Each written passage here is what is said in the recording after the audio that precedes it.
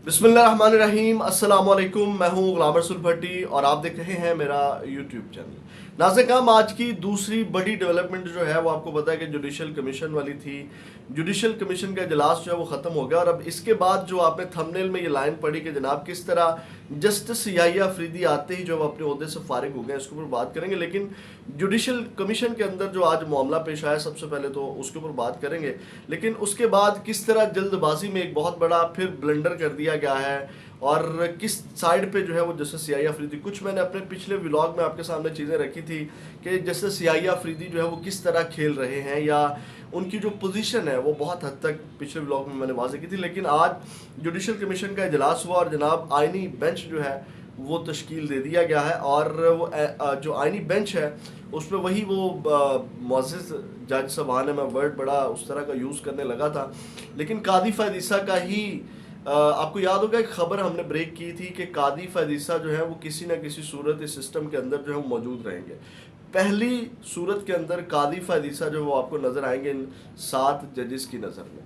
बाकी कादी फ़ैज़ ईसा साहब की लिए जो है वो आपको पता है कि कहीं उनको सफ़ीर लगाने की कोशिश की जा रही है या उनको कहीं ना कहीं सिस्टम में इन रखने के लिए कोशिशें की जा रही हैं। अब नाज़रीन, ये जो आइनी बेंच बना है इसमें आपको पता है कि जस्टिस अमीनुद्दीन खान है, आपको पता है कि जस्टिस अमीनुद्दीन खान को चीफ जस्टिस ये लगाना चाहते थे जस्टिस जमाल बंदूखेल के बाद।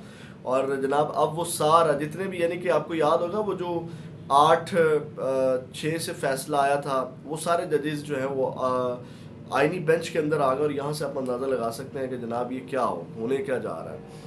अब इसमें जस्टिस आयशा मलिक हैं, जस्टिस मोहम्मद अली मज़हर हैं, जस्टिस हसन रिजवी हैं और जस्टिस अमीनुद्दीन होंगे इसमें। और ये जनाब 7 रुकनी जो आइनी बेंच है वो बना दिया गया है। अब नाज़रीन, हम इसके बाद 2 कमेटियाँ बन गई हैं।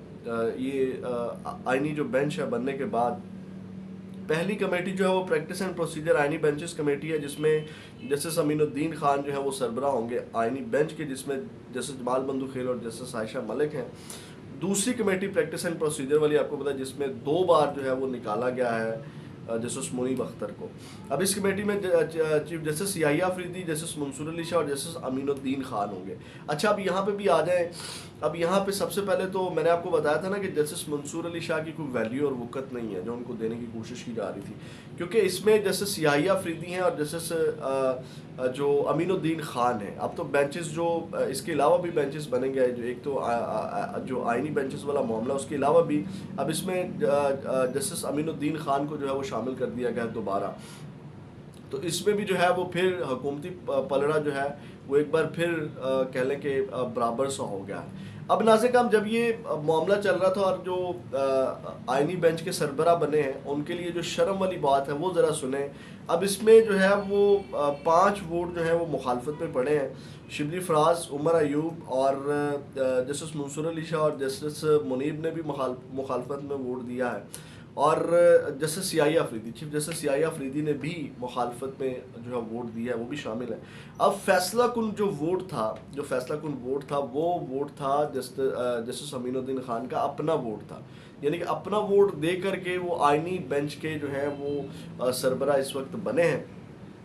अब नाज़रीन, में एक तो मामला ये हो गया, यानी कि उन्होंने खुद अपना वोट देकर के ये सारी चीज़ें की। अब आते हैं जो मैंने बात की कि जस्टिस याहिया अफरीदी इस वक्त जो है उनके पल्ले कुछ नहीं रहा और किस तरह नहीं रहा या किस तरह वो ओहदे से फारिग ही समझें, क्योंकि आपको याद होगा कि अब जितने भी इस तरह के मामलात होंगे, यानी कि आप अगर आप अंदाज़ा लगाएं, ये जो 26वीं आइनी तरमीम वाला मामला है और जो 26वीं आइनी तरमीम के लिए आपको पता है दरख्वास्तें दायर हुई हैं और आज ख़त भी आया जस्टिस मुनीब अख्तर और जस्टिस मंसूर अली शाह का मुश्तरका ख़त जो जस्टिस याहिया अफरीदी को लिखा गया कि जनाब आपने तो आज 4 नवंबर को जो है वो कॉज लिस्ट भी जारी नहीं की और आपने मुतालबा किया था और आपने वो बेंच फुल कोर्ट इजलास जो है वो नहीं बुलाया।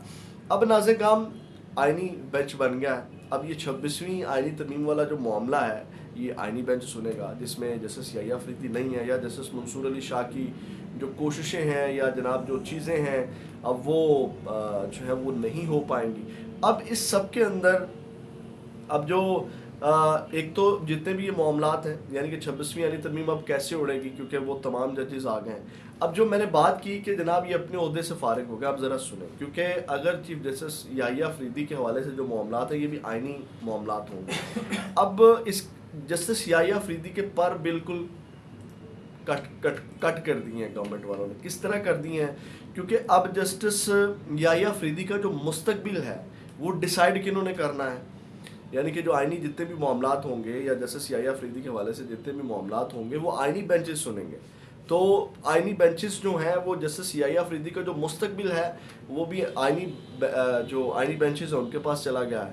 تو اس طرح جو ہے وہ آپ سمجھیں کہ جسٹس یحییٰ افریدی بھی اپنے عہدے سے جو ہے وہ فارغ ہیں. یعنی کہ ان کے جو اختیارات ہیں وہ جناب میری اب وہ آئینی بینچز کے پاس چلے گئے ہیں. اب ان کے مستقبل کا فیصلہ بھی جو آئینی بینچ ہے وہ کرے گا. تو یہاں سے آپ اندازہ لگا سکتے ہیں کہ ایک کٹ پتلی ٹائپ جو یا بغیر اختیارات والا جو چیف جسٹس ہے وہ اس وقت کہہ لیں کہ اس عہدے کے اوپر بیٹھ گیا. یعنی کہ وہ جتنی بھی چیزیں کی جا رہی تھی گورنمنٹ نے آپ کو پتا ہے کہ ججز کی تعداد بھی بڑھا دی ہے، ججز کی تعداد میں اضافہ کر دیا ہے. یعنی کہ پورا ایک بیلنس، ایک پورے نظام کو جو ہے وہ یوں کہہ لیں کہ یرغمال بنا لیا.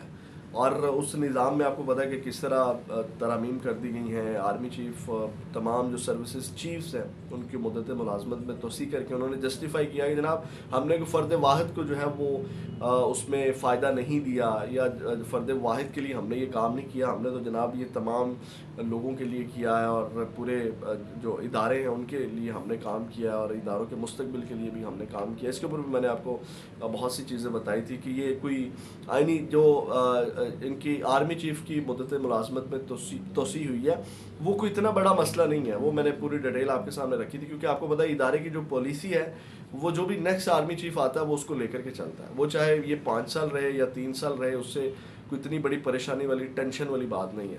تو یہ ناظرین کام اب تک کی ہم اپڈیٹس تھی. اپنا بہت زیادہ خیال رکھیے گا، اپنے اس چینل کا بھی. پاکستان زندہ باد.